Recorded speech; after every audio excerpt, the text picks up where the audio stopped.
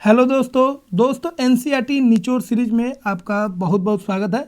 दोस्तों क्लास 8 में हम लोग एक चैप्टर ऑलरेडी कंप्लीट कर चुके हैं। इस वीडियो में हम लोग क्लास 8 का जो केमिस्ट्री का दूसरा चैप्टर है, मतलब पांचवा चैप्टर एनसीईआरटी का, धातु और अधातु के गुण। तो पहले केमिस्ट्री को पूरा करेंगे, फिर फिजिक्स, फिर बायोलॉजी को पूरा कर लेंगे, ठीक है। और इस तरह हम लोग 8वां का साइंस को कंप्लीट करेंगे। तो चलिए शुरुआत करते हैं और देखते हैं चैप्टर 5 जो है एनसीईआरटी का, धातु और अधातु, उसके बारे में हम लोग चीज़ों को सीखते हैं। तो ये बहुत ही इंपॉर्टेंट चैप्टर है और धातु और अधातु पे देखिएगा हर एक एग्जाम में लगभग क्वेश्चन होता है। तो पूरा एनसीईआरटी का पूरा निचोड़ बना है, पूरा लाइन बाय लाइन आपको एनसीईआरटी में जितना पॉइंट्स है सभी पॉइंट्स को यहाँ पे हम रखे हैं। और एनसीईआरटी का कितना इंपॉर्टेंस आप जानते हैं, सारा बुक जो है वो एनसीईआरटी को ही फॉलो करता है, इसीलिए एनसीईआरटी को आसान भाषा में बना दिए ताकि आप एक एक चीज़ को समझ सकें। तो पहला पॉइंट है धातु के भौतिक गुण, मतलब धातु का जो फिजिकल प्रॉपर्टीज है क्या क्या होता है, ठीक है। तो देखिए धातु क्या होता है, धातु जो होता है कठोर होता है, हार्ड होता है, चमकीला होता है, आघातवर्धक होता है मतलब मेलेबल होता है, डक्टाइल होता है मतलब तन्य होता है, ध्वनिक होता है, ध्वनिक का मतलब है उसमें से आवाज़ निकलेगा, तन मतलब हो गया जो वो लचीला होता है, तार में बदला जा सकता है, आघातवर्धक मतलब लचीला हो गया, उसको पतला पतला शीट में बदल सकते हैं। यह ऊष्मा और विद्युत का क्या होता है, सुचालक होता है, मतलब इससे विद्युत और ऊष्मा क्या होता है, पास होता है, ठीक है। तो ये सब गुण हो गया किसका, धातु का। तो धातु का ये सब भौतिक गुण हो गया। अगला है धातु का क्या क्या उदाहरण है, तो बहुत सारा धातु है, ठीक है। तो 93 के लगभग आपके धातु हैं और 18 लगभग क्या है, अधातु हैं, और कुछ उपधातु हैं, 7 से 8 क्या है, उपधातु हैं। तो आयरन हो गया, कॉपर हो गया, अल्मुनियम, कैल्शियम, मैग्नीशियम, अल्मुनियम, ठीक है। उसके बाद मैग्नीशियम, लिथियम, आयरन, कोबाल्ट, निकल, बहुत सारा आप धातु का नाम बोल सकते हैं। अधातु के कौन कौन से गुण हैं, तो अधातु जो होते हैं वो नरम होते हैं और ये दिखने में मलिन होते हैं, मतलब इनमें कोई चमक नहीं होता है। यह जो होता है ध्वनिक नहीं होते हैं, मतलब अधातु जो होता है ध्वनि प्रोड्यूस नहीं करते हैं, ध्वनि उत्पन्न नहीं करते हैं जब ये कठोर पदार्थ से टकराते हैं। अगला है अधातु जो होते हैं, कुछ अपवाद को छोड़ दे तो ये ऊष्मा और विद्युत के क्या होते हैं, सुचालक नहीं होते हैं, कुचालक होते हैं, ठीक है। तो ये सब गुण आप ऑलरेडी जानते हैं, लेकिन इसको अच्छे से देख लीजिए क्योंकि इस पर भी क्वेश्चन पूछा गया है। अगला है अधातु जो होता है वो तन और लचीला नहीं होता है, परंतु ये भंगुर होता है। भंगुर का मतलब क्या होता है, इसको अगर अधातु को अगर आप हथौड़ी से मारिएगा तो ये छोटा छोटा टुकड़ा में टूट जाएगा और इस गुण को हम लोग बोलते हैं भंगुर, मतलब हथौड़े की चोट से टूटकर चूरा हो सकता है, छोटा छोटा टुकड़ा हो सकता है। अगला है एक गुण हम लोग जानेंगे, आघातवर्धनीयता क्या होता है, इसको इंग्लिश में हम लोग बोलेंगे मेलेबिलिटी। तो मेलेबिलिटी मतलब आघातवर्धनीय का मतलब क्या होता है, तो यह एक ऐसा गुण होता है जिसके कारण हम किसी पदार्थ को पीट पीट के पतला पतला शीट में हम बदल सकते हैं और इस गुण को हम लोग बोलते हैं आघातवर्धनीयता। मतलब जो धातु होते हैं वो आघातवर्धनीय होते हैं, मतलब उनको पीट कर आप पतले पतले शीट में बदल सकते हैं। और इसी गुण के वजह से लोहा हो, स्टील हो या कोई भी धातु हो, स्टील धातु नहीं है वो मिश्र धातु है, लेकिन वो धातु से ही और अधातु के मिश्रण से बना है, ठीक है। तो कोई भी धातु को आप देखिएगा, लोहा हो या प्लेटिनम हो, सोना हो, सबको पतला पतला शीट में आप बदल सकते हैं। और लोहा के ही इस गुण की वजह से हम लोग हसुआ, खुरपी, ठीक है, टोंगली, खुरपी, बहुत सारा चीज़ जो लोहा का बनता है उस चीज़ को हम लोग देखते हैं, ब्लेड, आरी ब्लेड, ये सब जितना भी बनता है लोहा का देखिएगा ये पीट पीट के ही बनाया जाता है, ठीक है। अगला है तन्यता किसे कहते हैं, देखिए तन्यता का मतलब हो गया वह गुण है जिससे हम किसी धातु को खींचकर तार में बदल रहे हैं, ठीक है। तो धातु का ऐसा गुण होता है जिसे खींचकर हम उसको तारों में बदल सकते हैं और इस गुण को बोलते हैं तन्यता। तो जो धातु होता है वो आघातवर्धनीय भी होता है और तन्य भी होता है और इसी की वजह से हम उसको पतला शीट में भी बदल सकते हैं और उसको पतला पतला तार में भी बदल सकते हैं। और आपको मालूम होना चाहिए एनसीईआरटी में दिया है, इसमें नहीं दिया, 10 में दिया है, 1 ग्राम गोल्ड को, 1 ग्राम लोहा को आप 2 किलोमीटर लंबा तार में बदल सकते हैं। समझ लीजिए कितना ये मतलब तन्य होता है, इतना लचीला होता है कि इसको पतला से पतला तार में आप बदल सकते हैं। मतलब 1 ग्राम अगर आप सोना लीजिएगा तो वह 2 किलोमीटर लंबा तार में बदल जाएगा, ठीक है। मतलब पतला से पतला रेशा आप बना सकते हैं। और सबसे जो लचीला होता है, सबसे तन जो होता है वो कौन होता है? सोना होता है। ठीक है, तो अभी हम लोग 8वां के हिसाब से जो चीज़ दिया है उसी को हम लोग पढ़ रहे हैं। ठीक है, जैसे जैसे क्लास बढ़ेगा वैसे वैसे चीज़ों को बढ़ाते जाएंगे। ठीक है, अगला है ध्वनिक गुण क्या होता है? तो वह गुण जिससे कोई वस्तु जो है, कोई धातु जो है ध्वनि उत्पन्न कर रहा है उसको हम लोग बोलेंगे ध्वनिक गुण। भंगुर गुण क्या है तो बता चुके हैं। अगर किसी पदार्थ को हथौड़ी से मारेंगे, छोटा छोटा पीस में टूट जाएगा, तो इस गुण को हम लोग बोलेंगे भंगुर। ठीक है, तो अधातु जो होते हैं वो भंगुर होते हैं। उनको हथौड़ी से मारिएगा तो वो तन नहीं होंगे, लचीले नहीं होते हैं, इस कारण वो छोटे छोटे टुकड़े में टूट जाते हैं, मतलब वो भंगुर होते हैं। अगला है किसी तत्व का इस्तेमाल मिठाई को सजाने के लिए किया जाता है, तो याद रखिएगा चांदी का। हम लोग जो मिठाई खाते हैं उसमें देखिएगा बहुत सारा मिठाई जो होता है, ठीक है, उसमें चांदी का एक लेयर लगा दिया जाता है ताकि मिठाई उसे स्वादिष्ट भी लगेगा और मिठाई जल्दी खराब भी नहीं होगा। अगला है किसी तत्व के पन्नी द्वारा खाद्य सामग्री को लपेटने के लिए उपयोग किया जाता है।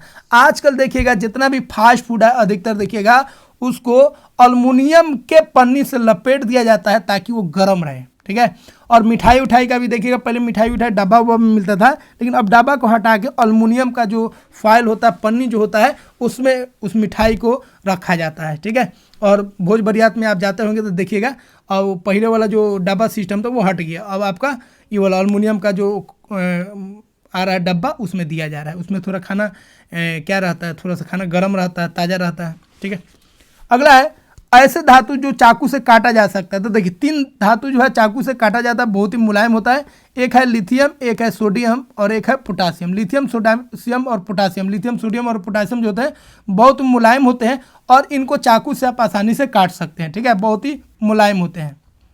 अगला है ऐसा धातु जो कमरे के तापमान पर द्रव अवस्था में पाया जाता है। तो देखिए जितना भी धातु होगा, जितना भी मेटल होगा, सब के सब क्या होगा? सॉलिड होगा, कोई गैस नहीं होगा, लेकिन इसमें एक लिक्विड होता है जिसका नाम है मरकरी। क्या नाम है? मरकरी, और इसी को हिंदी में पारा बोलते हैं और इसका सिंबल क्या होता है? Hg होता है। ठीक है, और अधातु में बात करेंगे जो द्रव अवस्था में होता है तो वह हो गया आपका, कौन हो गया? वह हो गया ब्रोमीन।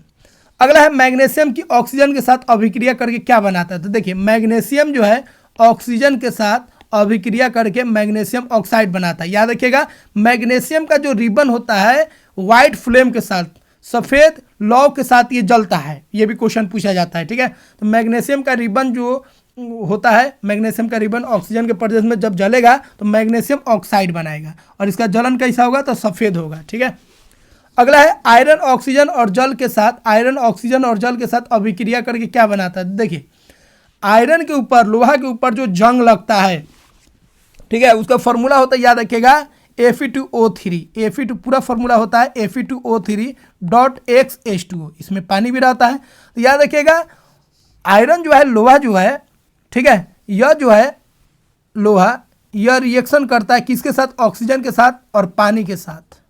ठीक है, और यह अपने ऊपर एक लेयर बना लेता है जिसको हम लोग बोलते हैं जंग, Fe2O3.X H2O। H2O का भी अमाउंट होता है 2, 3, ये X कुछ भी हो सकता है, तो इसी को हम लोग बोलते हैं जंग। ठीक है, तो जंग जो होता है याद रखिएगा लाल ऑक्साइड होता है। जंग में हाइड्रेटेड आयरन ऑक्साइड, मतलब हाइड्रेटेड आयरन ऑक्साइड को ही हम लोग बोलते हैं जंग, Fe2O3.X H2O। इसको हम लोग बोलेंगे आयरन ऑक्साइड, इसमें पानी भी है इसीलिए इसको बोलेंगे hydrated iron oxide. Hydrated iron oxide. कौन आयरन?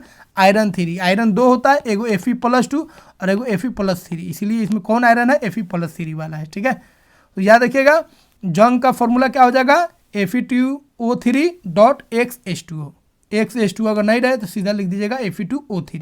ठीक है, और इसको क्या बोलेंगे? इसको हम लोग बोलेंगे हाइड्रेटेड आयरन 3 ऑक्साइड। समझ में आया? चलिए अब एक चीज़ और ध्यान रखेंगे, इस पे बीपीएससी में भी क्वेश्चन पूछा गया, बहुत कॉमन क्वेश्चन है। अगर जंग लगता है किसी धातु पर, मतलब मान लीजिए लोहा पर अगर जंग लग रहा है, लोहा पर अगर जंग लगेगा तो पहले उसका वजन जो होगा बढ़ जाएगा, क्योंकि कि इसमें ऑक्सीजन भी ऐड हो रहा है और वाटर भी ऐड हो रहा है। लेकिन धीरे धीरे जब वो जंग झरेगा तो लोहा का वेट क्या होगा? कम होने लगेगा और धीरे धीरे लोहा क्या हो जाएगा? खोखला हो जाएगा, समाप्त हो जाएगा।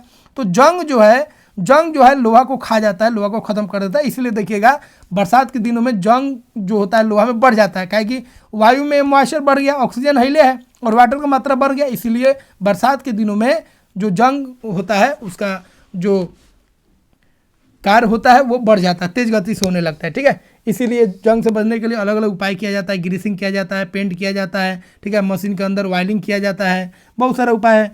जिंक के लेयर भी बनाया जाता है लोहा के ऊपर, स्टील बनाया जाता है ताकि जंग न लगे।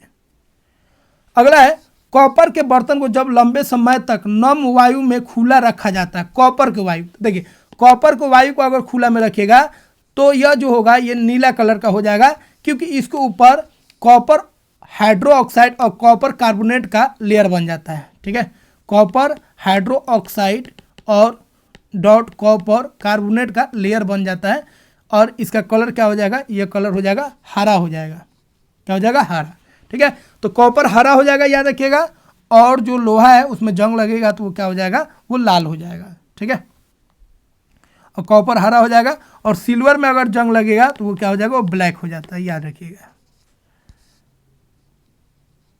अब देखिए सामान्यतः धात्विक ऑक्साइड, आयरन ऑक्साइड जो होता है, याद रखिएगा, आयरन ऑक्साइड या कोई भी मेटल ऑक्साइड है। ठीक है, तो कोई भी मेटल ऑक्साइड अगर है, जैसे मेटल ऑक्साइड का मतलब क्या हो गया, मेटल और ऑक्सीजन के साथ, जैसे Na2O, K2O, Fe2O3, तो जितना भी धात्विक ऑक्साइड है, मेटालिक ऑक्साइड है, उसका नेचर क्या होता है, याद रखिएगा, क्षारीय प्रकृति का होता है, बेसिक नेचर होता है। ठीक है, तो मेटल ऑक्साइड याद रखिएगा बेसिक नेचर होता है।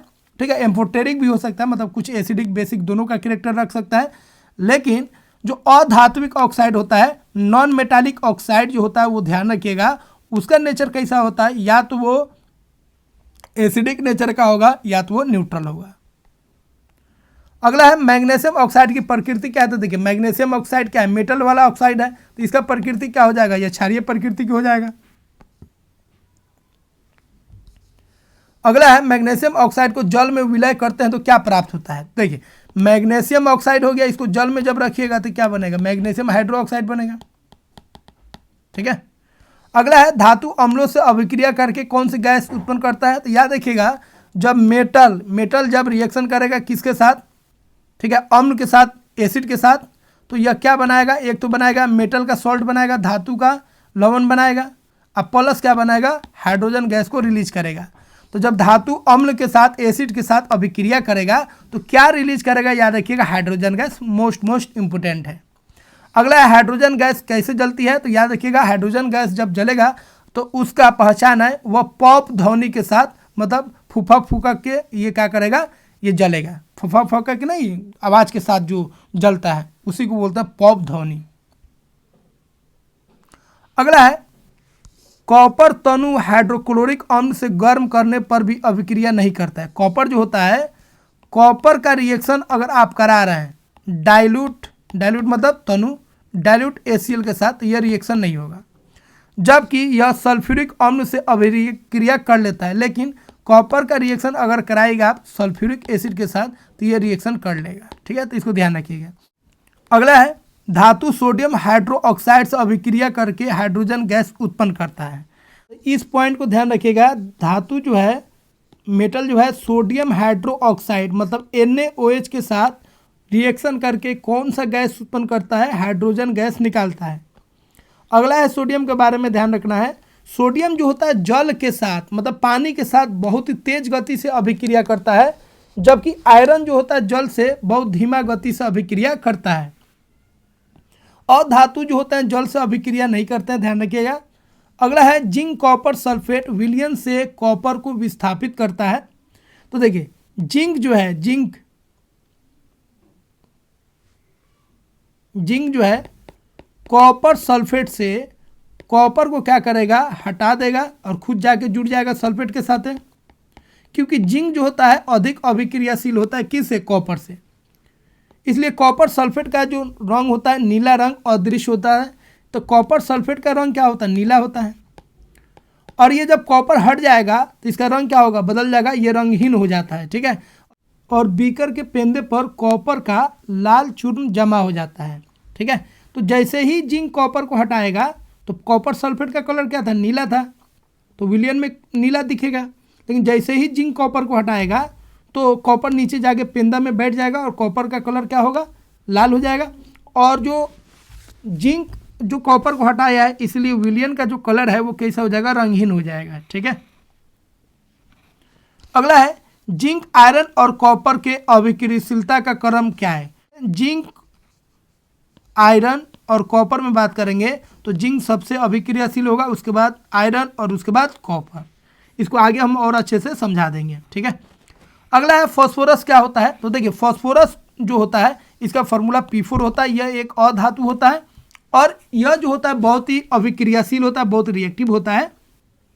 और माचिस जो बनता है उसका जो तिल्ली होता है और तिल्ली को जिस पर हम लोग रगड़ते हैं माचिस के बॉक्सा पर, वो दोनों फास्फोरस का बना होता है, ठीक है। तो लाल जो होता है, लाल फास्फोरस, फास्फोरस दो तरह का होता है, एक रेड फास्फोरस, एक वाइट फास्फोरस। तो रेड फास्फोरस का इस्तेमाल किया जाता है क्योंकि वाइट फास्फोरस जो होता है और भी ज़्यादा रिएक्टिव होता है, ठीक है। इसीलिए फास्फोरस को ध्यान रखिएगा, मोस्ट इंपोर्टेंट है। इसको पानी में रखा जाता है क्योंकि फास्फोरस जो है पानी के साथ रिएक्शन नहीं करता है, इसीलिए उस थोड़ा सा रगड़ेंगे तो उसको अपने आप आग लग जाएगा। इसलिए फास्फोरस को हम लोग जल में रखते हैं क्योंकि जल के साथ अभिक्रिया नहीं करता है।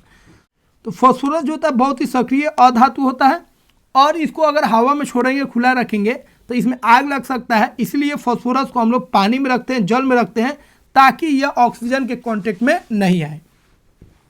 अगला है अधातु जो होता है सामान्यतः अम्ल से अभिक्रिया नहीं करता है, ध्यान रखिएगा। अगला है सल्फर और ऑक्सीजन अभिक्रिया करके किसका निर्माण करते हैं। तो सल्फर डाइऑक्साइड बनाता है। सल्फर और ऑक्सीजन रिएक्शन करेगा तो सल्फर डाइऑक्साइड बनाएगा। जब सल्फर डाइऑक्साइड को जल में विलय करते हैं, सल्फर ऑक्साइड को, सल्फर डाइऑक्साइड को जब जल में रखिएगा तो ये क्या बनाएगा, एक एसिड बनाएगा जिसका नाम है सल्फ्यूरस एसिड, H2SO3। सल्फ्यूरिक अम्ल का प्रकृति क्या होता है। तो सल्फ्यूरिक अम्ल जो होता है यह एक अम्ल हो गया, ठीक है। तो इसका प्रकृति क्या होता है, अम्लीय प्रकृति होता है। और याद रखिएगा, आपको बता चुके हैं अधातु जो होता है उसका जो ऑक्साइड होगा या तो अम्लीय होगा या तो वह उदासीन होगा। तो और सल्फ्यूरिक अम्ल जो है, सल्फ्यूरिक एसिड, ठीक है, यह जो होता है अम्लीय प्रकृति का होता है। और इसको हम लोग जब नीला जो लिटमस पेपर है उसको रखेंगे तो क्या हो जाएगा, लाल हो जाएगा, क्योंकि यह एसिड होता है। अगला है पटाखे में प्रयुक्त होने वाला अधातु कौन है, इंपोर्टेंट है। पटाखे में हम लोग किसका इस्तेमाल करते हैं, फास्फोरस का, क्योंकि ये बहुत ही रिएक्टिव होता है। तो पटाखे में बहुत सारा धातु अधातु का इस्तेमाल किया जाता है, लेकिन खास तौर पे फास्फोरस इसमें इस्तेमाल करते हैं। अगला है जल शुद्धिकरण प्रक्रम में किस धातु का उपयोग किया जाता है। तो याद रखिएगा, पेयजल को शुद्धिकरण करने में क्लोरीन गैस का हम लोग इस्तेमाल करते हैं। अगला है वह अधातु जिसका बैगनी रंग का विलयन, कौन ऐसा अधातु है जिसका बैगनी रंग का जो विलयन है वो एंटीबायोटिक के रूप में घाव पर लगाया जाता है। तो याद रखिएगा, आयोडीन का एक विलयन होता है, आयोडीन को डाला जाता है, ठीक है, किसमें, water plus alcohol, water plus alcohol. तो वाटर और अल्कोहल के विलयन में आयोडीन को मिलाया जाता है और इस विलयन को हम लोग बोलते हैं टिंक्चर ऑफ आयोडीन। इस विलयन को क्या बोलते हैं, टिंक्चर ऑफ आयोडीन। तो टिंक्चर ऑफ आयोडीन क्या है, तो याद रखिएगा इसमें आयोडीन है, किसमें है, वाटर और अल्कोहल के विलयन में। तो यह आयोडीन, वाटर और अल्कोहल का एक विलयन होता है और इसका रंग कैसा होता है, बैगनी रंग का होता है। और यह एंटीबायोटिक के तौर पर इसका हम लोग इस्तेमाल करते हैं, घाव पर इसका हम लोग इस्तेमाल करते हैं, घाव को रोकने के लिए, घाव को साफ करने के लिए, ठीक है। अगला है वो अधातु जिसे सभी सजीव श्वसन के समय अंदर लेते हैं। तो श्वसन के समय हम लोग क्या लेते हैं, तो ऑक्सीजन लेते हैं। अगला है वो अधातु जिनका उपयोग उर्वरकों में पौधों की वृद्धि हेतु किया जाता है। तो पौधों का वृद्धि हो, पौधों का ग्रोथ हो, उसमें हम लोग कौन सा इस्तेमाल करते हैं अधातु, तो फास्फोरस और नाइट्रोजन। और एक खाद भी होता है, फर्टिलाइजर भी होता है जिसको बोलते हैं NPK, नाइट्रोजन, फास्फोरस और पोटासियम का इस्तेमाल होता है इसमें, ठीक है। तो फास्फोरस और नाइट्रोजन का काम होता है पौधों में वृद्धि कराना, ठीक है। अगला है पौधे के पत्ते में उपस्थित क्लोरोफिल में कौन सा धातु पाया जाता है। तो क्लोरोफिल में कौन सा धातु पाया जाता है, बहुत इंपोर्टेंट है, बहुत बार पूछा गया है, मैग्नीशियम। और मैग्नीशियम जो होता है कहाँ पाया जाता है, क्लोरोफिल में। तो पौधा में जो पत्ता होता है उसमें क्लोरोफिल होता है और क्लोरोफिल में कौन सा धातु पाया जाता है, मैग्नीशियम। अगला है मैग्नीशियम पत्तियों का उनका हरा रंग देता है। तो ध्यान रखिएगा, मैग्नीशियम के वजह से ही पत्ता का जो कलर होता है वो हरा होता है। अगला है जो बता चुके हैं धातु ऑक्साइड किस प्रकृति के होते हैं। तो बता चुके हैं धातु ऑक्साइड जो होता है, मतलब मेटल जब ऑक्सीजन के साथ रिएक्शन करेगा तो उसको मेटालिक ऑक्साइड बोलेंगे। और धातु ऑक्साइड जो होगा, मेटालिक ऑक्साइड जो होगा, उसका नेचर या तो वह बेसिक होगा या तो वो एम्फोटेरिक होगा। एम्फोटेरिक मतलब दोनों हो सकता है, बेसिक भी और एसिडिक भी, ठीक है। धातु ऑक्सीजन के साथ अभिक्रिया करके धातु ऑक्साइड बनाते हैं जो क्षारीय प्रकृति के होते हैं। तो क्षारीय भी हो सकता है और एम्फोटेरिक भी हो सकता है, मतलब क्षारीय और एसिडिक दोनों का गुण रखेगा। जैसे मैग्नीशियम, मैग्नीशियम ऑक्सीजन क्या बनाएगा, मैग्नीशियम ऑक्साइड। पोटासियम ऑक्सीजन क्या बनाएगा, potassium oxide. Aluminium oxygen, aluminium oxide. Iron oxygen, iron oxide या आयरन 3 ऑक्साइड बनाएगा। जिंक ऑक्सीजन क्या बनाएगा, जिंक ऑक्साइड। तो जितना भी ऑक्साइड देख रहे हैं सब के सब ये क्या है, क्षारीय प्रकृति का है, बेसिक है। ठीक है, अगला है अधातु ऑक्साइड किस प्रकृति के होते हैं, आपको बता चुके हैं। अधातु जो होते हैं जैसे सल्फर और ऑक्सीजन मिलकर क्या बनाएगा, सल्फर डाइऑक्साइड। कार्बन और ऑक्सीजन मिलकर क्या बनाएगा, कार्बन डाइऑक्साइड। फास्फोरस और ऑक्सीजन मिलकर क्या बनाएगा, फास्फोरस ऑक्साइड। इसी को बोलेंगे डाइफॉस्फोरस ट्राइऑक्साइड। तो अधातु ऑक्सीजन से अभिक्रिया कर अधातु ऑक्साइड बनाता है और इसका जो प्रकृति होता है अम्लीय होता है या उदासीन होता है, याद रखिएगा। ठीक है, तो अम्लीय भी हो सकता है और उदासीन भी हो सकता है, जैसे NO, CO, carbon monoxide, nitrogen oxide या नाइट्रिक ऑक्साइड इसको बोलते हैं। तो यह जो होता है यह क्या होता है, यह होता है आपको अधातु का ये ऑक्साइड है। और ये नाइट्रोजन मतलब नाइट्रोजन ऑक्साइड बोलिए या नाइट्रिक ऑक्साइड और कार्बन मोनोऑक्साइड, ये दोनों के दोनों क्या होते हैं, ये उदासीन प्रकृति के होते हैं। अगला है कुछ धातु जो होते हैं जल से अभिक्रिया कर धातु हाइड्रो ऑक्साइड बनाते हैं। जैसे पोटासियम जो है वाटर के साथ रिएक्शन करके पोटासियम हाइड्रो ऑक्साइड बनाएगा और हाइड्रोजन गैस उत्पन्न करते हैं। तो ये भी क्वेश्चन पूछ लिया जाता है, धातु जल से अभिक्रिया करके क्या बनाएंगे, तो हाइड्रो ऑक्साइड बनाएंगे, धातु हाइड्रो ऑक्साइड, और हाइड्रोजन गैस को उत्पन्न करेंगे। मैग्नीशियम उसी तरह वाटर के साथ रिएक्शन करके मैग्नीशियम हाइड्रो ऑक्साइड बनाएगा और H2 को रिलीज करेगा।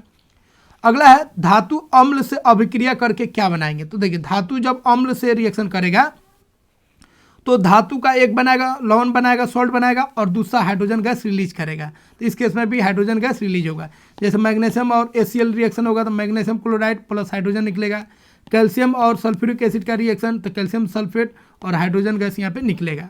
ठीक है, अब आपको ध्यान रखना है अगर हम किसी एसिड का रिएक्शन कराएंगे धातु के साथ तो कुछ धातु HCl से मतलब कुछ धातु ही हाइड्रोजन गैस को निकालेगा, बाकी धातु नहीं निकाल पाता है। ठीक है, तो कौन कौन धातु नहीं निकाल पाते हैं उसको हम बता देते हैं। यहाँ पे आपको सीरीज याद रखना है, ये मोस्ट इंपोर्टेंट है। ठीक है, तो अभिक्रियाशीलता के आधार पर, रिएक्शन के आधार पर कौन कितना रिएक्टिव है उसके लिए एक सीरीज है छोटा सा, इसको याद रखिएगा। सबसे ज़्यादा रिएक्टिव हो जाएगा पोटासियम, उसके बाद सोडियम, कैल्शियम, मैग्नीशियम, उसके बाद अल्मुनियम, उसके बाद जिंक। यहाँ पे खूब क्वेश्चन पूछता है, जिंक, आयरन, लीड, उसके बाद हाइड्रोजन। हाइड्रोजन के नीचे कौन होगा, कॉपर। कॉपर के अलावा भी होता है लेकिन वो सब रिएक्शन में आएगा नहीं। Ag होता है, ठीक है, उसके बाद Pt होता है, Au होता है और मरकरी होता है, लेकिन ये सब का इसमें रिएक्शन में आएगा नहीं, आपको कॉपर बार बार देगा। ठीक है, तो हाइड्रोजन के नीचे कॉपर है, मतलब कॉपर का अगर हम HCl के साथ रिएक्शन कराएंगे तो ये रिएक्शन नहीं होगा, कॉपर हाइड्रोजन को नहीं निकाल पाएगा क्योंकि कॉपर जो है हाइड्रोजन के नीचे है, रिएक्टिविटी सीरीज में हाइड्रोजन से नीचे है, मतलब हाइड्रोजन से भी कम अभिक्रियाशील है कॉपर, इसलिए कॉपर जो है हाइड्रोजन को यहाँ पे नहीं निकाल पाएगा। ठीक है, तो इसका ट्रिक है याद रखने का, याद रखिएगा क, ठीक है, क ना का मग अल जन फी पब H कू। ठीक है, H याद रखिएगा बीच में, H से नीचे कौन है, कू है। कू के अलावा भी है सिल्वर है, प्लेटिनम है, गोल्ड है और मरकरी है, लेकिन ये सब आपको रिएक्शन में नहीं मिलेगा, आपको रिएक्शन में क्या मिलेगा, कॉपर मिलेगा। ठीक है, तो ये सब अगर हाइड्रोजन तबे निकलेगा जब ये सब धातु हो, जैसे सोडियम हो, पोटासियम हो, हाइड्रोजन के ऊपर वाला जितना भी हो, और कॉपर, सिल्वर, प्लेटिनम, गोल्ड और मरकरी रहेगा, तो ये सब हाइड्रोजन को किसी अम्ल से बाहर नहीं निकाल पाएगा। ठीक है, तो इस सीरीज को याद रखिएगा, इस पर बार बार क्वेश्चन पूछा जाता है। ठीक है, जो ज़्यादा ताकतवर होगा पोटासियम जो होगा, Na का अगर कोनो कंपाउंड हो तो उसे बाहर निकाल लेगा। इस पर बार बार सीटेट में या बहुत सारे एग्जाम में क्वेश्चन पूछता है। ठीक है, तो सबसे इसमें बॉस कौन हो जाएगा, पोटासियम, उसके बाद सोडियम। तो पोटासियम जो है सोडियम के कंपाउंड से उसको बाहर निकाल पाएगा, सोडियम जो है कैल्शियम के कंपाउंड से बाहर निकाल पाएगा, मतलब पहले जो होगा इस सब का क्या होगा, बॉस होगा, इस सब के कंपाउंड से उसको बाहर निकाल पाएगा। ठीक है, जैसे जिंक जो है, जिंक कॉपर को निकाल देता है। देखिए यहाँ पे जिंक जो है ज़्यादा रिएक्टिव है किससे, कॉपर से, तो जिंक होगा सल्फेट के साथ खुद चिपक लेगा, कॉपर को बाहर कर देगा। उसी तरह आयरन का बात करेंगे तो आयरन देखिए, आयरन ज़्यादा रिएक्टिव है कॉपर से। ठीक है, तो आयरन भी कॉपर को निकाल देगा, तो ये हो जाएगा FeSO4, कॉपर बाहर आ जाएगा।